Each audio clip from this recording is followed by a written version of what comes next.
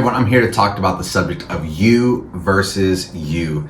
You know, in this life, there's many challenges and struggles that you'll come against, you know, as you are pursuing your goals and your dreams, or you get married, or you have kids, or you're building your business, whatever it might be, there's challenges that we will come against. And I think at the end of the day, we have to realize that it's always going to be you versus you. There's certain things that are external and things that block us from what we feel God is calling us to. But then there's other things that are just really internal, things that we have to deal with, things that we have to just really identify as issues in our lives. And you know, one of the things, you know, in light of the ministry that I do, you know, I'll talk to some young leaders and we'll be playing basketball or hanging out, do some type of thing, and they'll make this comment. They'll say, "Oh man, like I'm super competitive," and and they kind of go down this path of how competitive they are.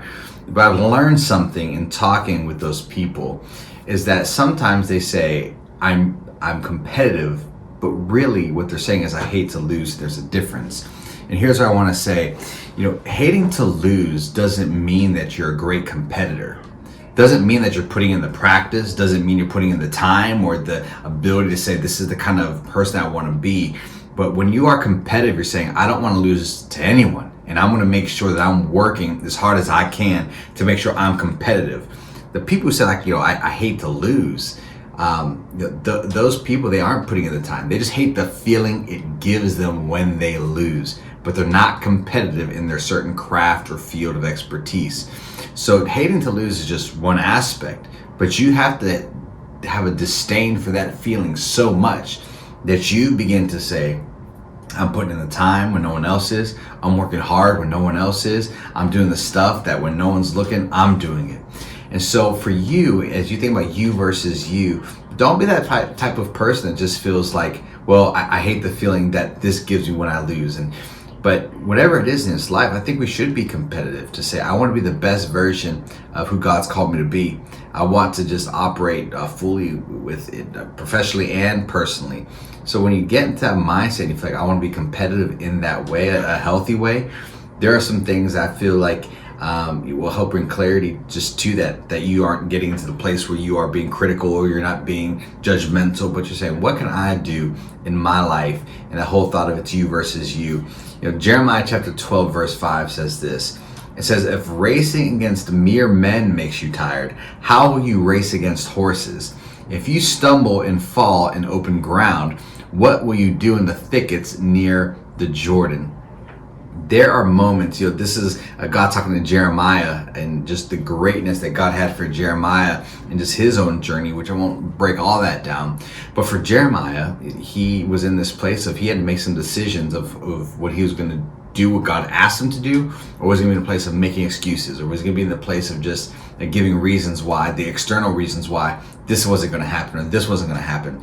But internally, I think God was trying to tell Jeremiah, listen, I put it in you. I've wired you. I've made you. You are fearfully and wonderfully made. There is greatness on the inside of you that I am trying to pull out. And how God pulls greatness out of us is he'll put challenges and obstacles. There's different things, the hard things of life. But God is saying, I put it in you. Allow me to pull it out of you. Don't let just the external things really negate what I put on the inside of you.